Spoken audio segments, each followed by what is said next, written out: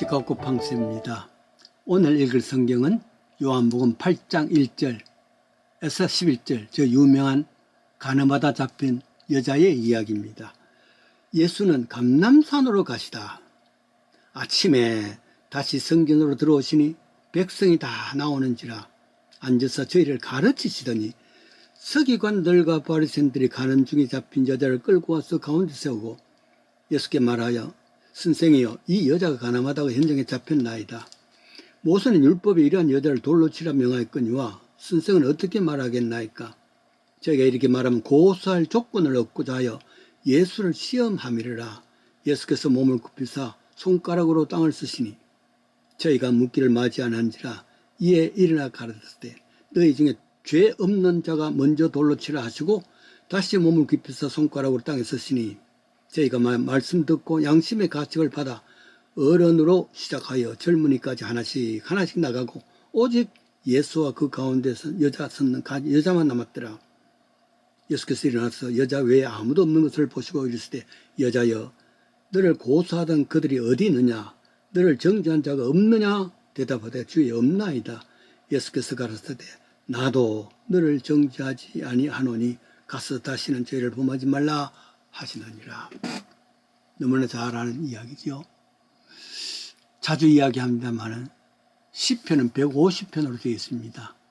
인간의 모든 희노애락을 노래하지요. 그 중에 시편 1편 1절은 전체의 서시라 그랬습니다. 복 있는 사람은 어떤 사람인가? 그 이야기죠.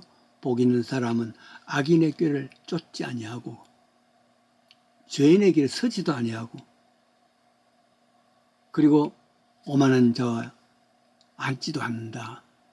그런 사람이 복 있는 사람이라는 것을 서시에 처음 드러내면서 시편 150편 전체가 다 이 이야기입니다. 복 있는 사람 때문에 이 길이다. 그 이야기를 하는 것이죠. 그런데 오늘날 보십시오. 복 없는 사람이 어떤 사람이냐? 남을 죽이기로 같이 모여서 계획을 짜는 사람들. 항상 악한 일에 행동을 같이 하는 사람들. 다른 사람을 눕다운시키고 자기는 올라가는 사람들. 자, 나는 어디에 해당됩니까? 복 있는 사람입니까? 그렇지 않은 사람입니까? 예수님이 만난 사람들은 두세 가지로 나눠진다 했습니다. 선한 사람이다. 좋은 사람이다. 선지자다. 그런 어떤 사람은 사기꾼이다. 미혹자다. 그게 분리가 됐단 말이죠. 지난주에도 이야기했습니다만 마치 십자가에 달리신 예수님의 좌우에 회개한 강도, 죄 지은 강도 그렇게 나누듯이 세상은 둘로 나누지요. 그것은 요한복음의 핵심 복음의 내용입니다. 무슨 내용이냐? 하나님이 이 세상을 이처럼 사랑해서 독생자를 주셨다. 그 하나님 앞에 영접하는 자와 그렇지 못한 자로 바뀌어진단 말이에요. 예수님께서는 6장에서 요한복음 6장에서 오병이어를 참 대단한 기적을 일으키지 않습니까? 아마 5,000명이라 그랬으니까 아이들까지 다 합하면 10,000명이 될지 모르죠. 그런데 항상 예수님께서 그런 기적으로서 끝나는 것이 아니라 그것을 위해서 설교를 하십니다. 해설을 또 한단 말이죠. 그게 무슨 말이냐 하면은 떡을 주시면서 이 떡을 먹는 자도 다 죽는다. 마치 사마리아 여인에게 이 물 먹는 사람도 다 목마르다. 내가 주는 물은 영원한 물이다. 그러면서 너는 하늘에서 내려온 산 떡이라 그랬습니다. 그러니까 사람들이 분분했단 말이에요. 예수에 대해서 말이에요. 그러나 많은 사람들이 예수를 붙잡아서 왕을 만들려고 했습니다. 그래서 예수님 그냥 가셨지요. 어디 갔냐? 성경 8장에 감람산으로 가시다. 밤에 감람산으로 가신 이유가 뭐겠습니까? 감람산은 기도하는 장소입니다. 밤에 감람산에서 기도하신 것을 보여줍니다. 밤에는 참 무섭지만은 산기도는 귀한 기도입니다. 제가 고등학교 때 우리 담임 목사님께서 젊으신 목사님이신데 때때로 산기도를 같이 갔습니다.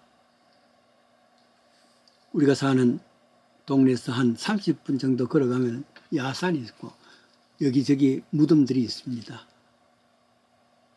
낮에는 그런대로 평안한데 밤에는 참 무섭습니다. 멀리서 개 소리가 한 번씩 짖는, 개 짖는 소리가 한 번씩 나는 그런 야산입니다. 그때 하신 말씀이 있습니다. 혼자 하지 말고 두세 명이 같이 모여서 기도하다가 무서움이 들거든 눈을 바짝 뜨고 그 무슨 대상이 무엇인가 가서 확인하라. 그래서 어떤 때는 정말 귀신 같은 얼렁얼렁 하는 데 가서 보면 비석입니다. 그걸 확인하라는 말이죠. 어쨌거나 그 훈련을 통해서 참 많은 영적 경험도 합니다. 산에 갔으니까 12시 전에는 돌아와야 되죠. 그리고는 새벽에 교회 새벽 예배를 가면 그렇게 거룩할 수가 없습니다. 뭔가 하나 이룬 것 같은 그런 거룩함이죠. 기도 훈련했습니다. 예수님도 때때로 이 감람산에 올라가셔서 밤을 새웠습니다. 그리고는 새벽에 성전에 오셨단 말이죠. 얼마나 그동안 예수님인데 밤새 기도하시면서 그 영적 경험과 체험을 통해서 충만한 성령 충만한 사람 될 거 아니겠어요. 오셔서 아침에 예배를 드립니다. 말하자면 가르쳤다 그랬습니다. 얼마나 거룩할까, 얼마나 은혜스러울까. 생각만 해도 가슴 두근두근하고 생각만 해도 영적으로 충만합니다. 아마도 오늘날 새벽 예배 같은 예배를 드렸겠죠. 그 가르쳤다면. 여러분 그런데 호사다마 여기에 거룩함이 있는데 불구하고 사람들은 악한 사탄은 여기에 공격합니다. 어택합니다. 아주 속된 속세의 이야기를 가지고 옵니다. 여러 사람들이 말이죠. 가늠하다 잡힌 여자를 데려옵니다. 잡았단 말이에요. 왜 남자는 데려오지 않냐고 여자만 데려오냐. 약하니까 남자는 강했으니까 막 도망을 갔을지도 모르고 아니면은 아는 사람이 몰라. 그러니까 보내주고 여자만 데려왔어. 선생님, 우리 율법에는 이런 사람을 돌로 쳐 죽이라 그랬는데 선생님은 대답을 어떻게 하시겠습니까? 성경에 보면 이거는 올무를 놓겠어. 예수님을 고소할 조건, 시험하기 위해서 이렇게 했다 그랬습니다. 말하자면 밤새 산에서 기도하고 거룩한 마음으로 성령 충만하게 말씀을 가르치는 거기에 사탄은 그냥 둘 수가 없어. 악으로 복 있는 사람은 악인의 꾀를 쫓지 아니하는데 악인의 꾀를 모아가지고 꼼수를 모아가지고 와서 올무를 놓단 말이지. 그게 사탄의 유혹입니다. 그러니까 거룩함이 있을 때 교회가 은혜가 충만할 때 그때 사탄의 계획이 또 따른단 말이지. 조심을 해야 되겠죠. 고소한 조건을 찾는단 말이에요. 그래서 예수님께서 그래서 생각해 보세요. 예수님의 그 거룩한 밤을 새우면서 기도했던 거룩한 영적 충만을 가진 사람하고 그분이 있는가 하면은 악한 계획을 통해서 어떻게라도 이 사람을, 이 예수님을 없애버리려고 하는 이런 꼼수를 쓰는 사람들, 그 관계, 세상은 이 두 관계입니다. 율법에는 이런 사람을 돌로 쳐 죽이라 그랬는데 선생님 어떻게 하겠습니까? 예수님께서 누구든지 죄 없는 자가 돌로 치라. 그랬는데 땅에 쓰셨다 그랬습니다. 무슨 말인지 모르죠. 하나 둘 다 물러가고 아무도 없습니다. 조용해졌습니다. 저는 이 말씀을 보면서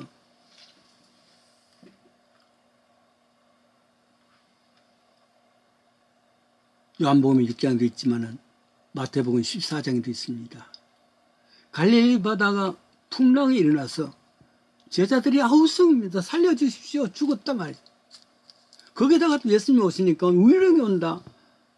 아우성치는 속에서 내다 안심하라 하고는 잔잔하게 파도여 바람아 잔잔하라 조용해졌습니다. 지금 성전에 아침 일찍이 거룩한 장소에 말씀을 공부하는 장소에 이렇게 악과 선이 같이 모였습니다. 와글와글 했겠죠. 악한 자들의 계획을 가지고 여러 사람들 와서 이 사람을 때려 죽여야 됩니다. 당신은 어떻게 생각합니까? 아우성 치는데 누구든지 죄 없는 자가 돌로 치라. 그 음성은 마치 옛날 창세기 1장에 빛이 있으라 하니까 빛이 있었다. 캄캄한 데서 빛이 됐다는 그런 말씀의 능력과 권위가 여기도 막 죄 없는 자가 돌로 치라. 그것이 끌고 왔는 사람들의 마음에 사정없이 때려쳤을 것이고 바다 갈릴리 바다가 조용해졌듯이 이 상황도 조용해졌습니다. 평정을 했단 말이죠. 말씀의 능력이 예수님께서 너를 정죄하는 사람이 없더냐? 없습니다. 나도 너를 이렇게 예수님께서는 범죄한 사람도 나도 너를 정죄치 않겠다. 다시는 죄 짓지 말라고 보냈습니다. 그런데 오늘날 우리 주의를 보십시오. 얼마나 많이 정죄합니까? 혹은 규례서를 통해서 혹은 교회법을 통해서 그러나 교회법이 아무리 많이 있다 할지라도 규례서에 아무리 많이 적혀 있다 할지라도 사람보다 중요한 것이 없습니다. 징계하고 파손 파면하고 또 그 사람에 대해서 정죄할 때에 그것보다 더 중요한 것은 하나님의 말씀 아닙니까? 그래서 로마서 14장에는 10절입니다. 네가 어찌하여 내 형제를 판단하느냐? 어찌하여 내 형제를 없이 여기느냐? 우리가 다 하나님 심판대 선다. 하나님은 심판 쓸 때 너나 나나 할 것 없이 심판, 죄에 대해서 심판을 받는데 똑같단 말이죠. 에스겔 34장 2절입니다. 이스라엘 목자들아 화 있을진저 목자들이 양의 무리를 찾지 아니하고 먹이지 아니하고 너희들은 살찐 양을 잡아먹으면서 기름을 먹으면서 양들은 먹이지도 아니한 이 사꾼 목자들아 그랬습니다. 무슨 일을 한다 할지라도 정죄가 아니고 징계가 아니고 파면이 아니고 살인이 아니고 죽이는 것이 아니라 살리는 것이 복음입니다. 건강한 자에게라도 이혼이 쓸데없고 병든 자에게 필요하다 그랬지 않습니까? 그렇습니다. 마태복음 9장 13절입니다. 내가 온 것은 의인을 부르러 온 것이 아니라 죄인을 찾아왔다. 우리가 다 죄인인데 하나님으로부터 찾김을 당하는 우리 복된 삶은 되어야 되겠죠. 그렇습니다. 판단은 하나님께 맡기고 우리는 판단은 여호와께 맡기고 우리는 예수님께서 감람산에서 기도하시고 와서 가르쳤던 그리고 그 여인을 향해서 나도 너를 그런데 하물며 우리가 사람을 판단할 수 있겠습니까? 시편 62편 1절입니다. 너 영혼이 잠잠히 하나님만 바라며 나의 구원이 그에게서 나는도다. 오직 저만이 나의 반석이시오 나의 구원이시고 나의 산성이시니 요동치 아니하리라. 요동치 아니하는 믿음의 역사가 있기를 원합니다. 기도하십시다. 예수님께서 현장에서 잡힌 자를 죄로 인하여 잡힌 자를 나도 너를 이렇게 자비와 긍휼, 배려 베푸신 분인데 우리는 의하여 형제들을 판단하고 비판하며 그 형제들을 징계하고 저지하고 판단하는 이런 사람이 되겠습니까? 오늘 또 우리가 예수님의 마음을 가지고 나도 너를 큰 마음과 배려하는 마음과 남을 긍휼히 여기는 마음 가질 수 있기를 원합니다. 긍휼히 여기는 자는 긍휼히 여기지 않는 자는 긍휼이 없는 심판을 받는다 했사오니 하나님 측은지심 남을 볼 때 측은한 마음 긍휼히 여기는 마음 넘치게 하여 주시옵소서. 예수님을 기도합니다. 아멘.